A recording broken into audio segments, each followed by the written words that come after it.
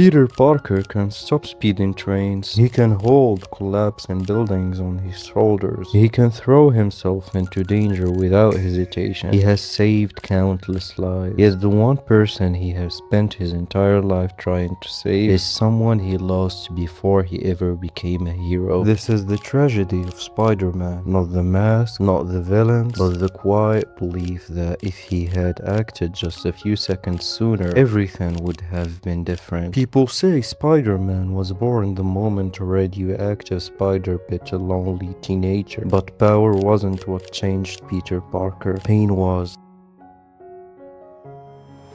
The spider gave him extraordinary abilities. A single ordinary tragedy gave those abilities a purpose. Uncle Ben wasn't taken by some unstoppable force of evil. He died because Peter made one selfish decision. A decision almost anyone his age could have made. And in the silence that followed, guilt rewrote the story. It erased coincidence. It erased youth. It erased impossible complexity of life. Until only one sentence remained: you should have done more. That sentence became the foundation of Peter's identity. From that day on, every cry of help sounded strangely familiar. Every person he rescued became another chance to answer the voice he could never answer that night. Every villain he stopped became an attempt to undo a mistake that could never be undone. Because guilt has a cruel way of trapping us in moments that no longer exist. Our bodies move forward, our minds stay behind. Peter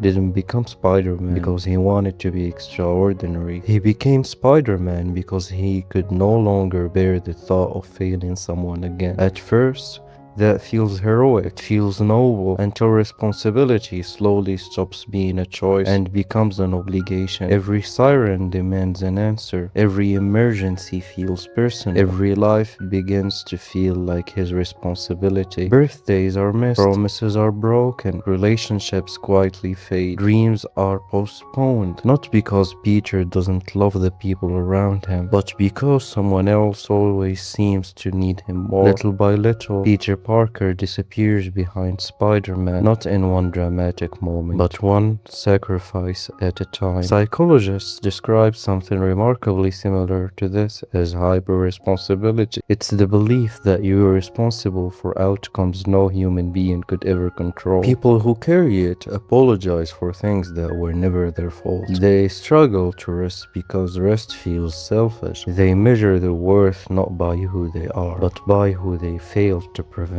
Spider-Man isn't simply a superhero. He's one of fiction's most powerful portraits of that burden. No matter how many people Peter saves, the feeling never leaves. Because guilt doesn't keep score. It always asks for more. More effort, more sacrifice, more proof that you're finally worthy of forgiveness. But forgiveness, built on endless sacrifice, never arrives. That's why Peter's greatest enemy was never Green Goblin or Dr. Octopus or Venom. Those battles always ended. The battle inside his own mind never did. When the city finally grew quiet, when the villains were gone, when everyone else had gone home, there was still one voice waiting for him. What if you could have done more? There is no victory against a question like that, because it has no answer. Only another reason to blame yourself. And maybe that's why Spider-Man has remained so deeply human for generations. Not because we dream of swinging between skyscrapers, but because we know what it feels like to replay old conversations, to imagine different endings, to carry mistakes long after everyone else has forgotten them, to believe that one more sacrifice might finally make the pain disappear. Peter Parker spent his life searching for redemption in places where redemption could never be found, because the tragedy wasn't that he failed to save everyone. No one could. The tragedy was believing that his own life only had value when he was saving someone else. Maybe that's the lesson hidden beneath the mask. Real responsibility isn't destroying yourself to make up for the past. It isn't carrying every burden until there is nothing left of you, because the people we love would never ask us to disappear in their memory. Sometimes the bravest thing a person can do is accept that not every loss can be repaired, and not every tragedy was theirs to carry.